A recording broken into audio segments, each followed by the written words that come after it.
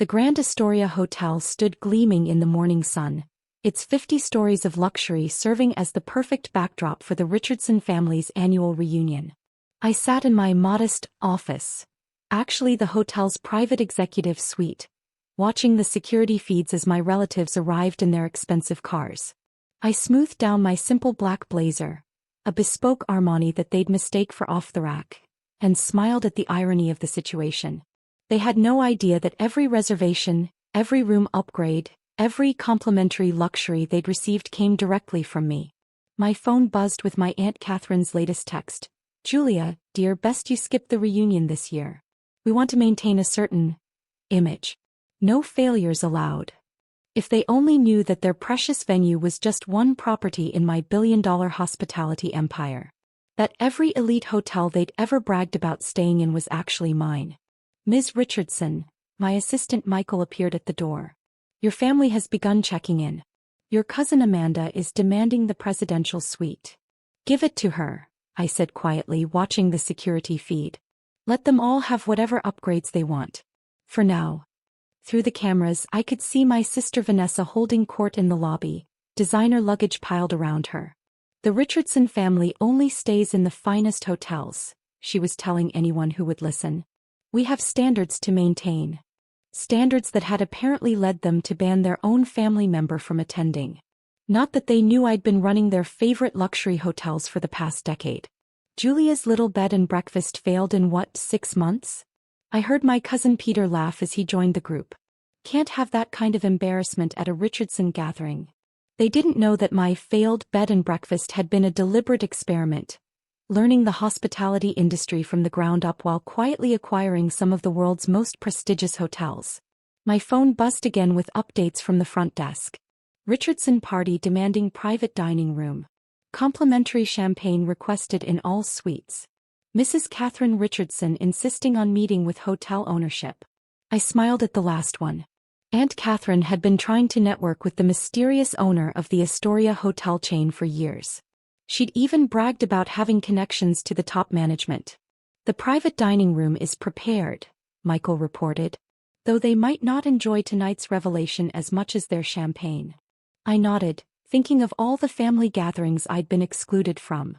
The holidays where they'd mocked my small business aspirations. The reunions where they'd showcased their success while dismissing mine. "Has everything been arranged exactly as I specified?" I asked, opening my laptop to check the evening's preparations. "Yes, Ms. Richardson. The ownership documents will be displayed during their private dinner. Your name will be quite prominent." Through the security feeds, I watched my family continue to arrive. Each of them trying to outdo the others with their displays of wealth. Wealth that mostly existed through credit lines and leveraged assets. "Julia would have loved this place," I heard my mother say wistfully. "She always did have good taste in hotels." "Good taste doesn't pay bills," Aunt Katherine sniffed. "Besides, she's probably still trying to make that ridiculous hospitality consulting business work." If they only knew that my ridiculous consulting business was a front for one of the largest hotel conglomerates in the world. That every luxury they were currently enjoying existed at my discretion. My phone lit up with another message, this time from the hotel's general manager. "Family dinner arrangements confirmed. Ownership presentation ready for 8 p.m. "Perfect," I replied, standing up to prepare for the evening. Time to show my family exactly what kind of failure they banned from their reunion. Because sometimes success doesn't need an invitation. Sometimes it just needs to own the building. The Richardson family's private dining room buzzed with self-congratulatory conversation as evening fell. Through the hidden observation panel, I watched them all settle into their seats, each trying to claim the most prominent position at the table. "The service here is impeccable," Aunt Katherine declared, smoothing her designer dress. "I simply must meet the owner. My connections in the hospitality industry speak very highly of them."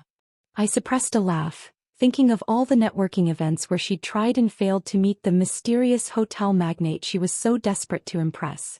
"Ms. Richardson," Michael whispered, appearing at my side. "Everything is in place.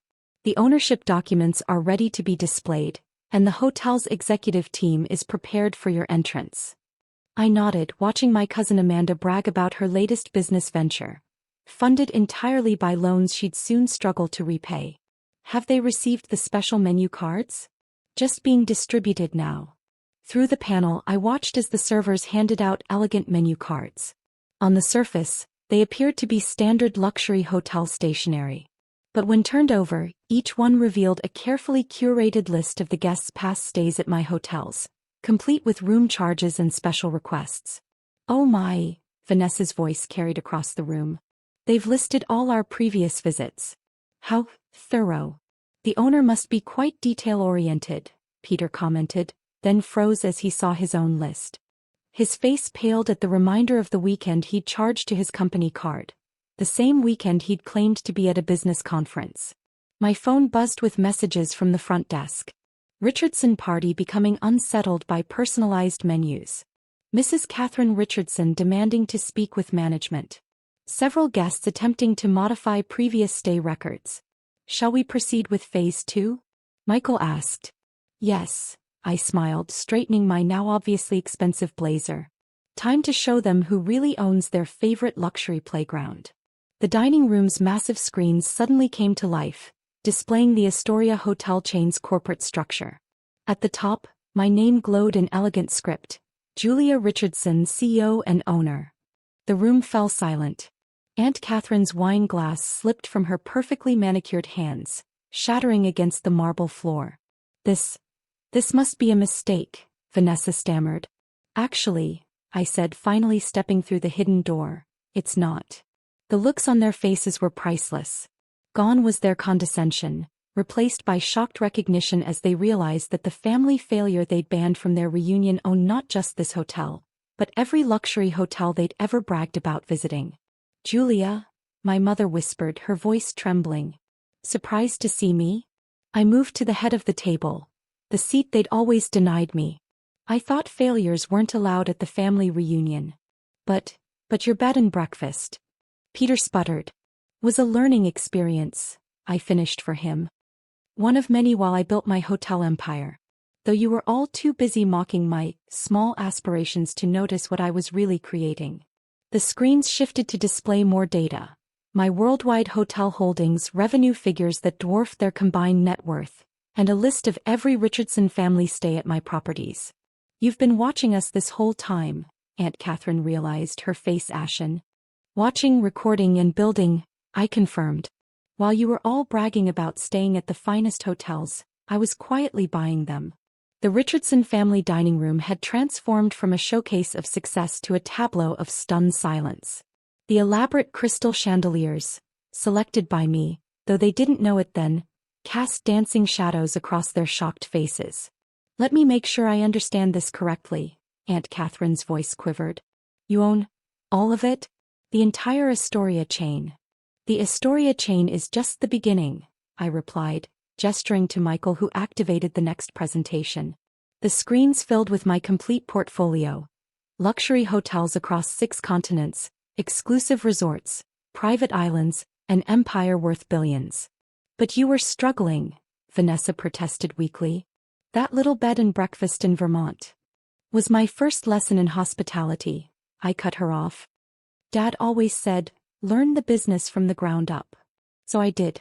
While you were all posting photos from my hotel's presidential suites, I was learning every aspect of the industry.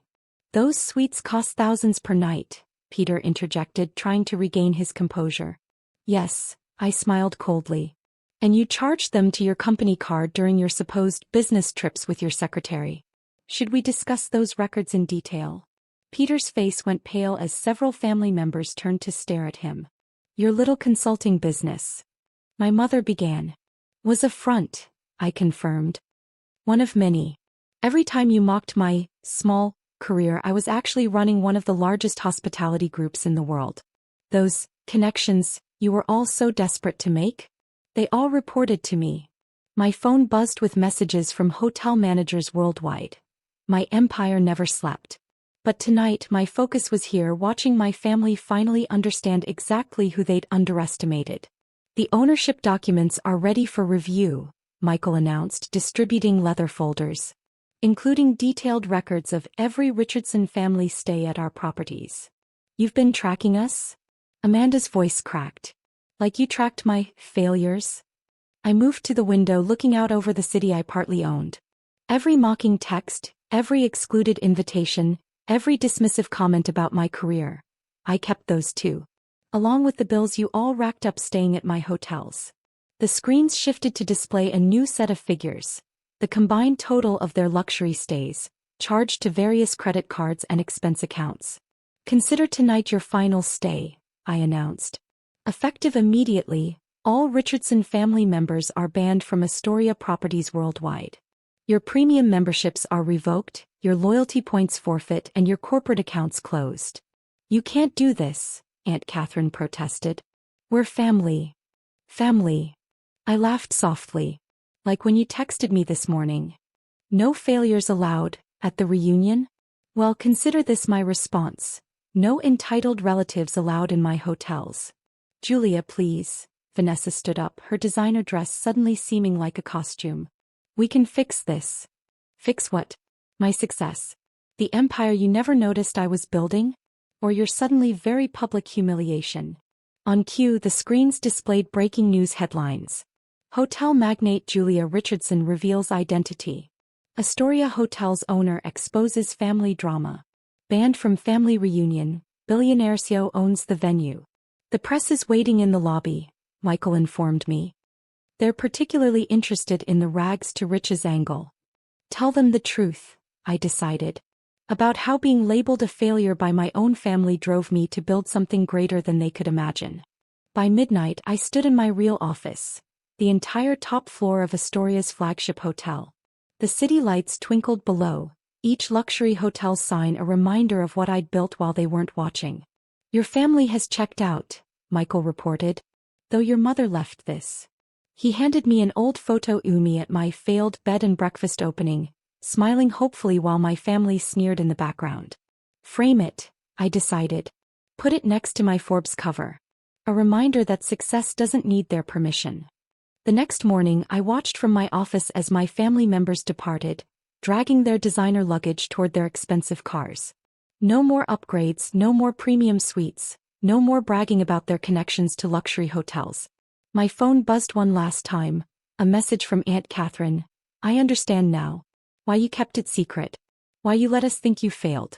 You were building an empire while we were just pretending to have connections to one. I didn't respond. Some lessons don't need acknowledgement. Some victories are sweeter in silence. And sometimes the best revenge isn't getting invited to the reunion. It's owning the building and changing the locks. Because success doesn't need their approval. Sometimes it just needs to wait for the perfect moment to show them exactly who they underestimated. In the end, they banned a failure from their family reunion, only to discover that their entire luxury lifestyle existed at her discretion. Sometimes karma doesn't just come full circle. It comes with a presidential suite view and a very final bill.